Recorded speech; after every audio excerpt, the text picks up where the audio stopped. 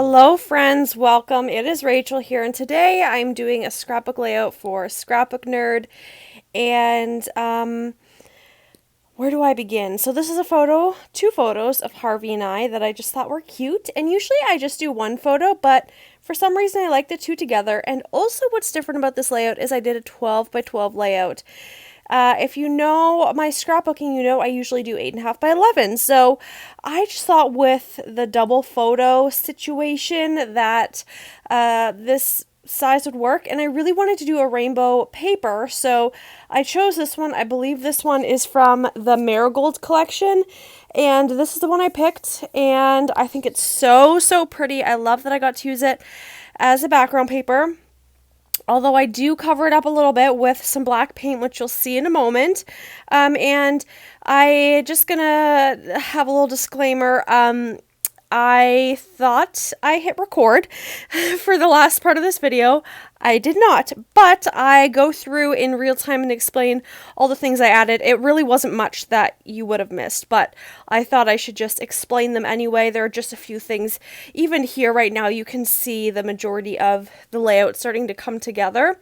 And I get this question a lot that I don't have the answer to, so I'm just going to say it now before somebody asks me. I do not have a good method for gluing on acetate. I know a lot of people have that issue. Because you can always see the glue through, and I get that it's kind of bothersome, but it didn't really bug me here. I just used like a little dab of glue, and hopefully of my tape runner, and hopefully it'll stay together in my album with the page protector. If not, it's kind of an oh well thing to me. But something that I do sometimes is I use a stapler to adhere the piece of vellum to my project, and that just gives like another element to the project. So I don't really have an issue with it, but it might be bothersome to some other people, but that's one of the things that I might do. Sorry, I was off camera for a second, but I'm back. I'm going to just try and do more layering elements. You could see that I cut a couple of those elements just because I wanted to make them go further. If you can't see half of it, why bother keeping it whole when you could just use it as a layering piece on another project? I know some people do this with paper. When they have like a paper as a mat, they gut the middle of the paper, if that makes sense, if you can picture it. But anyway, what I'm saying is I am just making this last. Okay, next I am going into my painting, I think, in a second. I go into real time soon, so I just don't want to like be cut off suddenly off guard.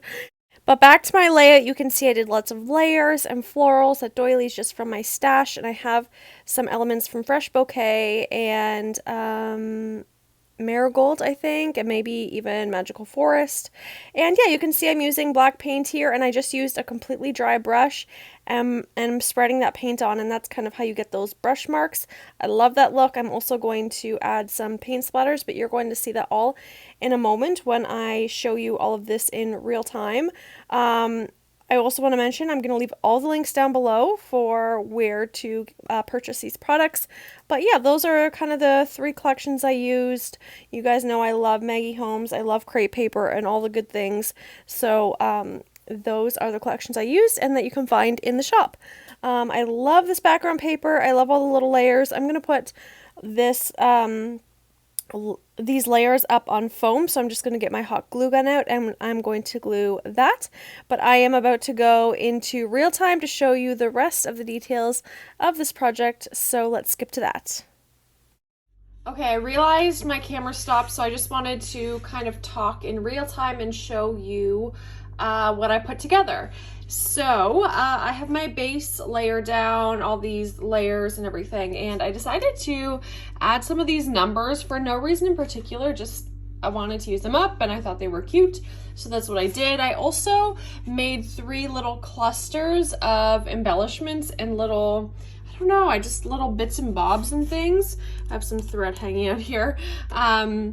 But I did like some silver gems and black gems to go with the paint color, and then silver just because it pops. And even though I do have that like bronzy gold color, I am totally okay with mixing those. So yeah, I did 3 little clusters here with some hearts and stars, and I think it looks cute. And I also did some little paint splatters, but overall, I'm really happy with how it all turned out. So I'm gonna leave all the links down below for Scrapbook Nerd, and I hope you enjoyed this video. Please subscribe to the channel, and I'll talk to you later. Bye!